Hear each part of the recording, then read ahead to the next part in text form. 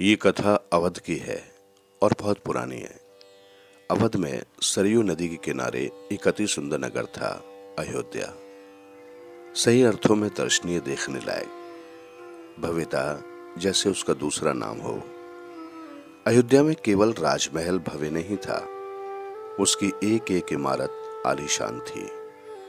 आम लोगों के घर भव्य थे, सड़कें चौड़ी थीं, सुंदर बाग बगीचे, पानी से लबालब भरे सरोवर, खेतों में लहराती हरियाली, हवा में हिलती फसलें सरयू की लहरों के साथ खेलती थीं। अयोध्या हर तरह से संपन्न नगरी थी। संपन्नता कोने अंतरे तक बिखरी हुई, सभी सुखी, सब समृद्ध। दुख और विपन्नता को अयोध्या का पता नहीं मालूम था, या उन्हें नगर की सीमा में प्रवेश की अनुमति नहीं थी। पूरा नगर विलक्षण था, अद्भुत और मनोरम। उसे ऐसा होना ही था। वो कौशल राज की राजधानी था। राजा दशरथ वहीं रहते थे। उनके राज में दुख का भला क्या काम। राजा दशरथ कुशल योद्धा और न्यायप्रिय शासक थे। महाराज अज के पुत्र, महाराज रघु के वंशज, रघुकुल के उत्तराधिकारी। रघुकुल की रीति नीति का प्रभाव हर जगह दिखाई देता था।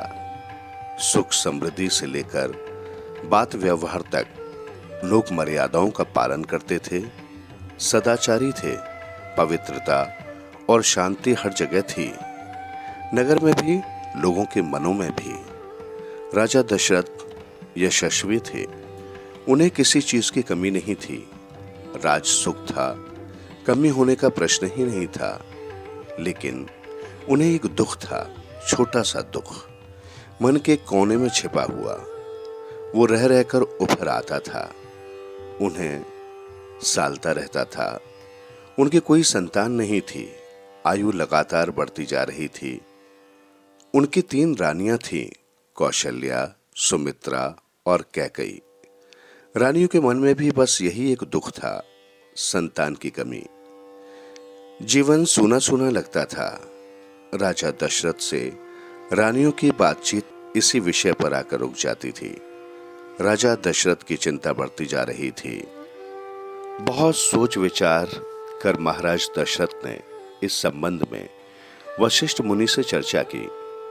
उन्हें पूरी बात विस्तार से बताई।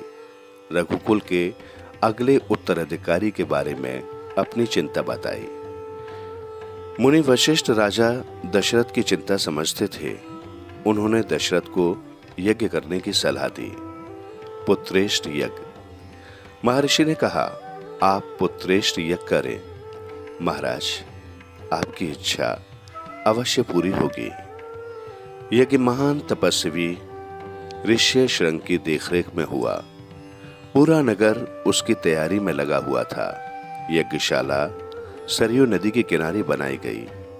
यज्ञ में अनेक राजाओं को निमंत्रित किया गया। तमाम ऋषि मुनि पधारे। शंखध्वनि और मंत्रोच्चार के बीच एक एक कर सबने आहुति डाली। अंतिम आहुति राजा दशरथ की थी। यज्ञ पूरा हुआ। अग्नि के देवता ने महाराज दशरथ को आशीर्वाद दिया। कुछ समय बाद दशरथ की इच्छा पूरी हुई। तीनों रानियां पुत्रवती हुई। महारानी कौशल्या ने राम को जन्म दिया चैत्र माह की 9वीं के दिन। रानी सुमित्रा के 2 पुत्र हुए, लक्ष्मण और शत्रुघ्न। रानी कैकेयी के पुत्र का नाम भरत रखा गया। राजमहल में खुशी छा गई। नगर में बधाइयां बजने लगी, मंगल गीत गाए गए। हर ओर खुशी, उत्सव जैसा दृश्य। राजा दशरथ प्रसन्न थे। उनकी मनोकामना पूरी हुई। प्रजा प्रसन्न थी कि दशरथ की चिंता दूर हुई। नगर में बड़ा समारोह आयोजित किया गया। धूमधाम से आयोजन में दूर दूर से लोग आए। राजा दशरथ ने सबको पूरा सम्मान दिया। उन्हें कपड़े, अनाज और धन देकर विदा किया। चारों राजकुमार धीरे धीरे बड़े हुए। वे बहुत सुंदर थे, सुदर्शन। साथ खेलने निकलते तो लोग उन्हें देखते रह जाते। आंखें उनसे हटती ही नहीं थी। चारों भाइयों में आपस में बहुत प्रेम था। वे अपने बड़े भाई राम की आज्ञा मानते थे। खेलकूद में लक्ष्मण प्राय राम के साथ रहते। भरत और शत्रुघ्न की एक अलग जोड़ी थी और बड़े होने पर राजकुमारों को शिक्षा दीक्षा के लिए भेजा गया। उन्होंने कुशल और अपनी विद्या में दक्ष गुरुजनों से ज्ञान अर्जित किया, शास्त्रों का अध्ययन किया, शस्त्र विद्या सीखी। चारों राजकुमार कुशाग्र बुद्धि थे। जल्द ही सब विद्याओं में पारंगत हो गए। राम उसमें सर्वोपरि थे। उनमें कई अन्य गुण भी थे, विवेक, शालीनता और न्यायप्रियता। राजा दशरथ को राम सबसे अधिक प्रिय थे। ज्येष्ठ पुत्र होने के कारण और इन मानवीय गुणों के कारण भी। राजकुमार कुछ और बड़े हुए। विवाह योग्य नगर में इसकी चर्चा होने लगी। महाराज दशरथ भी ऐसा ही चाहते थे। अपनी संतानों के लिए सुयोग वधुएं परिजनों में चर्चा पहले से ही हो रही थी। बाद में पुरोहितों को भी इसमें शामिल कर लिया गया। अयोध्या का राजमहल एक दिन ऐसी ही चर्चा चल रही थी, गहन मंत्रणा। तभी एक द्वारपाल घबराया हुआ अंदर आया। उसने सूचना दी कि महर्षि विश्वामित्र पधारे हैं। महाराज दशरथ तत्काल अपना आसन छोड़कर खड़े हो गए, द्वार की ओर बढ़े। महर्षि की अगवानी करके उन्हें लेकर दरबार में आए। विश्वामित्र को ऊंचा आसन दिया गया। विश्वामित्र कभी स्वयं राजा थे, बहुत बड़े और बलशाली। बाद में अपना राजपाट छोड़ दिया, संन्यास ग्रहण कर लिया, जंगल चले गए। वहीं उन्होंने अपना आश्रम बनाया। उसे उन्होंने सिद्ध आश्रम नाम दिया। महर्षि के स्वागत सत्कार के बाद दशरथ ने कहा, महर्षि आज्ञा दें, मैं आपकी क्या सेवा कर सकता हूं? आप अपने मन की बात कहिए, आपकी आज्ञा का पूरी तरह पालन होगा। राजन, मैं जो मांगने जा रहा हूं उसे देना आपके लिए कठिन होगा। आप आज्ञा दीजिए महर्षि, मैं उसे पूरा करने के लिए तत्पर हूं, बिल्कुल नहीं हिचकूंगा। मैं सिद्धि के लिए एक यज्ञ कर रहा हूं, अनुष्ठान लगभग पूरा हो गया है, लेकिन 2 राक्षस उसमें बाधा डाल रहे हैं। मैं जानता हूं कि उन राक्षसों को केवल एक ही व्यक्ति मार सकता है, वो राम है। आप अपने ज्येष्ठ पुत्र को मुझे दे दें ताकि यज्ञ पूरा हो। विश्वामित्र ने कहा। दशरथ पर जैसे बिजली गिर पड़ी। वो अचकचा गए। उन्हें उम्मीद ही नहीं थी कि मुनिवर उनसे राम को मांग लेंगे। उनके ज्येष्ठ पुत्र, उनके सबसे प्रिय दशरथ चिंता में पड़ गए।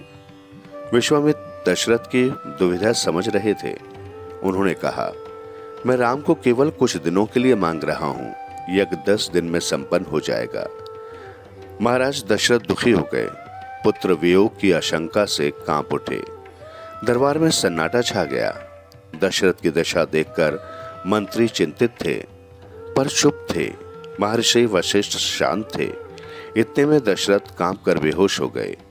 होश आया तो डर ने उन्हें फिर जकड़ लिया। मूर्छित होकर दोबारा गिर पड़े। संज्ञा शून्य पड़े रहे। महर्षि विश्वामित्र का क्रोध बढ़ता जा रहा था। दरबार सशंकित था। किसी अनिष्ट की आशंका से वे कुछ समझ नहीं पा रहे थे। महर्षि और महाराज के बीच संवाद में कुछ बोलना उचित भी नहीं था। मुनि वशिष्ठ चुपचाप आकर महाराज दशरथ के पास खड़े हो गए। थोड़ी देर बाद दशरथ उठे। स्वयं को संभालते हुए उन्होंने महर्षि से विनती की, महामुनि, मेरा राम तो अभी 16 वर्ष का भी नहीं हुआ है। वो राक्षसों से कैसे लड़ेगा? राक्षस मायावी हैं। वह उनका छल कपट कैसे समझेगा? उन्हें कैसे मारेगा? इससे अच्छा तो यही होगा कि आप मेरी सेना ले जाएं, मैं स्वयं आपके साथ चलूं, राक्षसों से युद्ध करूं। महर्षि विश्वामित्र ने कोई प्रतिक्रिया व्यक्त नहीं की। क्रोधित थे, पर उसे व्यक्त नहीं कर रहे थे। उन्हें अपने यज्ञ के नियम याद थे। क्रोध करने से यज्ञ खंडित हो जाता, अनुष्ठान अधूरा रह जाता। मैं राम के बिना नहीं रह सकता महामुनि, एक पल भी नहीं। आप राम को छोड़कर जो चाहे मांग लें, उसे मत ले जाइए।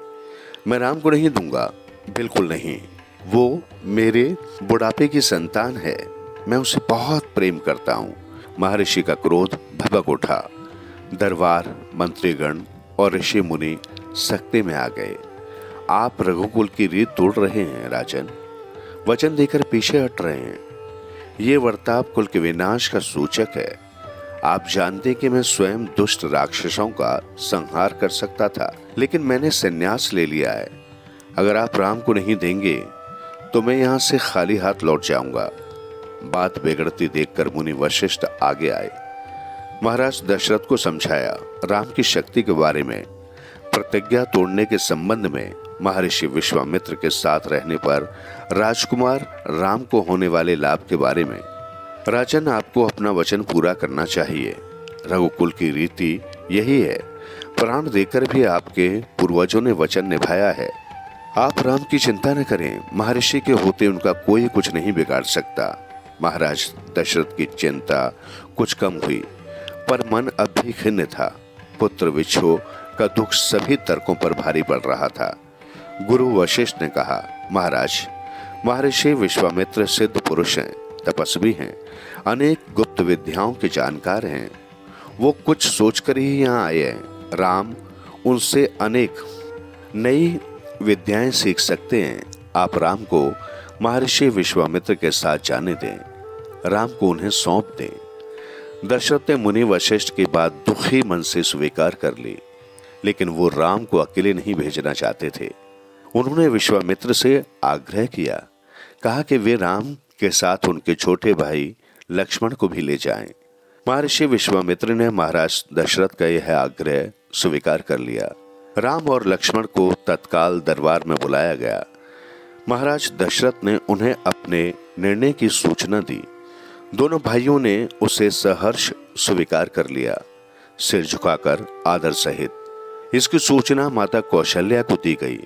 बताया गया कि राम और लक्ष्मण वन जा रहे हैं महर्षि विश्वामित्र के साथ। नितांत गंभीर माहौल में स्वस्ति वचन हुआ, शंख ध्वनि हुई, नगाड़े बजे। महाराज दशरथ ने भावुक होकर दोनों पुत्रों का मस्तक चूमकर उन्हें महर्षि को सौंप दिया। दोनों राजकुमार बिना विलंब किए महर्षि के साथ चल पड़े, बीहड़ और भयानक जंगलों की ओर। विश्वामित्र आगे आगे चल रहे थे, राम उनके पीछे थे। लक्ष्मण राम से 2 कदम पीछे, अपने धनुष संभाले हुए, पीठ पर तुड़ीन बांधे, कमर में तलवारें लटकाए।